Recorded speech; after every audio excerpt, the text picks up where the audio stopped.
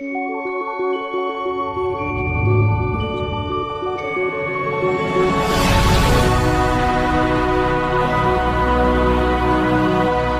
बानी ने खुद को शांत किया और वहां से उठकर बेड पर बैठते हुए बोली, कबीर ने जो करने के लिए कहा है वो बहुत रिस्की है। मैं कैसे करूंगी? उस डील को रोकना अलग बात थी और ये मुझे मिशन के लिए हाँ नहीं करना चाहिए था। बहुत बुरी तरह फंस गई हूं मैं। अगर कबीर की बात नहीं मानी तो रेयांश की कैद में हमेशा के लिए बंद हो जाऊंगी, और कबीर की बात मान ली तो मैं। इतना बोलकर बानी चुप हो गई।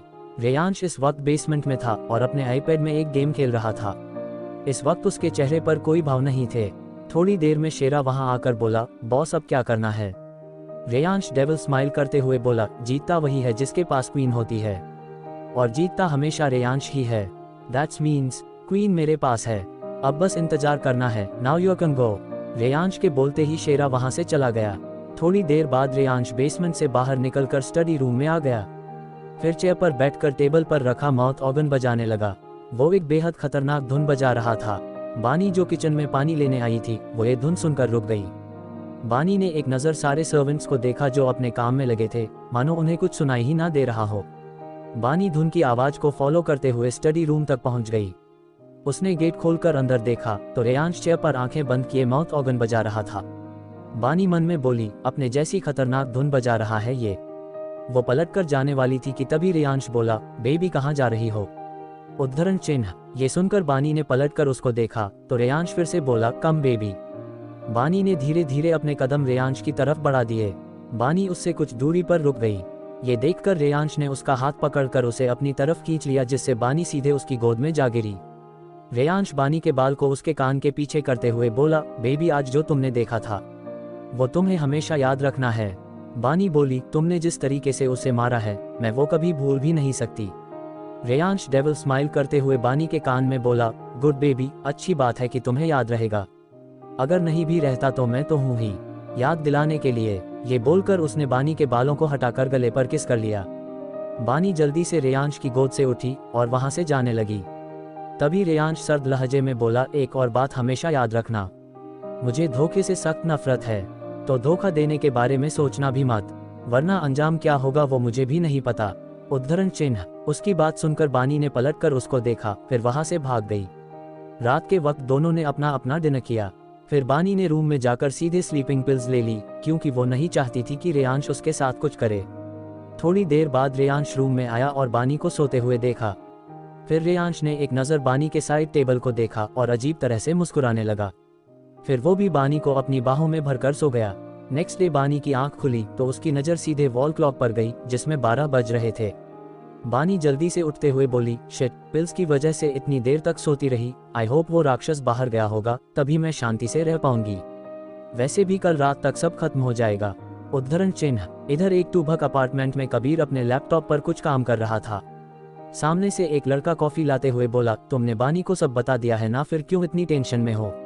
उद्धरण चिन्ह। कबीर लैपटॉप से बिना नजरें हटाए हुए बोला, विनीत, बानी के लिए ये सब पहली बार होगा। उद्धरण चिन्ह। विनीत भी एक सीक्रेट एजेंट था जिसने पिछले 5 सालों में बहुत से मिशंस पूरे किए थे, और अभी वो कबीर के साथ काम कर रहा था। कबीर की बात सुनकर विनीत बोला, पहली बार होगा पर वो बहुत स्ट्रांग है, वो कर लेगी, और सबका कभी ना कभी पहली बार तो होता ही है। कबीर विनीत को देखकर बोला, पर बानी का सामना रेयांश ओबरॉय से हुआ है, जिसके सामने आज तक कोई नहीं टिक पाया। मुझे बानी के लिए डर लग रहा है। उद्धरण चिन्ह। विनीत बोला, वैसे ये बात तो है, आज तक हमने कई एजेंट्स रेयांश की दुनिया में भेजे हैं, पर सबकी दर्दनाक मौत हुई है, और ऐसा भी नहीं है कि हमने लड़की पहली बार भेजी है। बानी तो तीसरी लड़की है। उद्धरण चिन्ह। कबीर गहरी सांस लेकर बोला, पता नहीं, जो भी हो कल रात ये मिशन खत्म हो जाएगा। कबीर की बात पर विनीत ने अपना सर हिला दिया। इधर रेयांश अपनी लंदन वाली ब्रांच के ऑफिस में था और ग्लास विंडो के पास खड़ा होकर सिगरेट के कश ले रहा था। फिर वो डेविल स्माइल करते हुए बोला, कल की रात बहुत यादगार होगी। इतना बोलकर वो अपनी चेयर पर बैठ गया। तभी शेरा केबिन में आया। रेयांश ने एक नज़र शेरा को देखा, फिर चेयर से सर टिकाकर उसने अपनी आंखें बंद कर ली। शेरा अपना सर झुकाकर बोला, बॉस, कल क्रूज पार्टी में बेसमेंट में मिस्टर जैक्सन के साथ मीटिंग होगी, पेपर्स भी वही साइन होंगे। उद्धरण चिन्ह। रेयांश आंखें बंद किए हुए बोला, आज रात एक डेट अरेंज करो, बानी के लिए ड्रेस भिजवा दो और डेट प्लेस का एड्रेस भी भेज दो। एड्रेस मेरे आईपैड में है। उद्धरण चिन्ह। इतना बोलकर रेयांश चुप हो गया और शेरा उसका आईपैड लेकर केबिन से बाहर चला गया। रेयांश वैसे ही आंखें बंद किए बैठा रहा। इधर विला में बानी खाना खाकर रूम में बैठी थी। वो कुछ सोच रही थी कि तभी दूर नॉक हुआ। बानी अपनी सोच से बाहर आई और गेट खोलकर देखा तो वो हैरान हो गई। बानी ने जब डोर ओपन किया तो गेट के सामने एक मेड खड़ी थी और उसके हाथ में कुछ सामान भी था। वो बोली, मैम, सर ने आपके लिए ड्रेस भिजवाई है और कहा है कि आज शाम को आपको रेडी रहना है। आज आपकी डेट है। शाम को ड्राइवर आपको उस एड्रेस पर छोड़ देगा। इतना बोलने के बाद मेड बानी को ड्रेस देकर चली गई। बानी ने गुस्से में गेट बंद किया, फिर उस बॉक्स को खोलकर देखा तो उसमें एक रेड कलर का वन पीस था जो ऑफ शोल्डर था। बानी ने एक नज़र उस ड्रेस को देखकर उसे बेड पर रख दिया। बानी इधर उधर घूमते हुए बोली, यहाँ मेरा पहले से ही दिमाग खराब है और अब ये डेट, हर चीज़ में अपनी मर्जी, मतलब एक बार मुझसे पूछ भी नहीं सकता था। जिसके साथ डेट पर जाना है उससे ही नहीं पूछा। वैसे सही भी है, वो क्यों पूछेगा, आखिर वो ग्रेट माफिया रेयांश ओबरॉय है।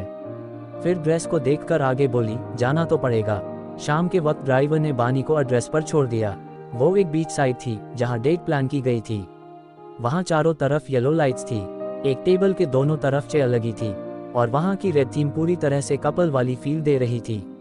रेयांश की नज़र जैसे ही बानी पर गई, वो एकटक उसे देखने लगी। उसने वही रेड ड्रेस पहनी थी। उसके बाल खुले हुए थे जिन्हें कर्ल किया गया था, होठों पर रेड लिपस्टिक लगाई थी और हल्का सा मेकअप किया था। बानी चारों तरफ देख रही थी।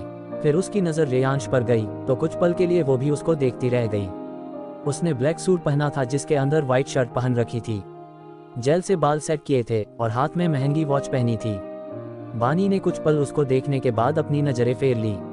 ये देखकर रेयांश उसके पास आकर उसके कान में बोला, लुकिंग सो हॉट बेबी। उद्धरण चिन्ह। इतना बोलकर वो पीछे हट गया, फिर बानी का हाथ पकड़कर उसे टेबल के पास ले आया और चेयर पर बैठा दिया।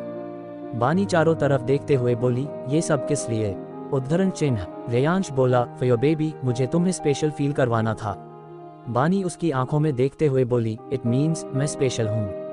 रेयांश तिरछी मुस्कान के साथ बोला, बेबी तुम खुद समझदार हो, समझ जाओ। उद्धरण चिन्ह। इतना बोलकर उसने बानी का हाथ पकड़ लिया, फिर उसने बानी को एक रिंग पहना दी और उसके हाथ को किस कर लिया। बानी ने उस रिंग को देखा। वो एक प्योर डायमंड की रिंग थी जिस पर आरबी का डिजाइन बना था, जो ध्यान से देखने पर पता चल रहा था। बानी ने एक बार रेयांश को देखा, फिर चारों तरफ देखने लगी। वहां चारों तरफ बॉडीगार्ड्स थे जिन्होंने अपना मुंह दूसरी तरफ कर रखा था। फिर रेयांश ने उसको अपने हाथों से खाना खिलाया। बानी भी रेयांश को अपने हाथ से खिला रही थी। खाने के बाद रेयांश ने वाइन का ग्लास उठाकर एक सीप ली। फिर बानी ने जैसे ही वाइन का ग्लास उठाया तो रेयांश उसका हाथ पकड़ते हुए बोला, तुमसे ड्रिंक हैंडल नहीं होगी। बानी बोली, ऐसा नहीं है, वो तो उस दिन किसी ने ड्रिंक में कुछ मिला दिया था।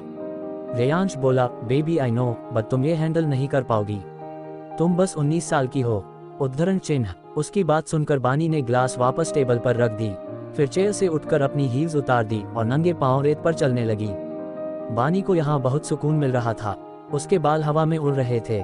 वहीं रेयांश वाइन पीते हुए बानी को ही देख रहा था। बानी वहीं रेत पर नीचे बैठ गई। लहरें उसके पैरों को छू रही थी और वो शांति से सामने देख रही थी। तभी उसको अपने बगल में किसी की प्रेजेंस फील हुई। उसने सर घुमाकर देखा तो वहां रेयांश बैठा था। उसने अपना ब्लेजर उतार दिया था और शर्ट की स्लीव्स फोल्ड कर रहा था।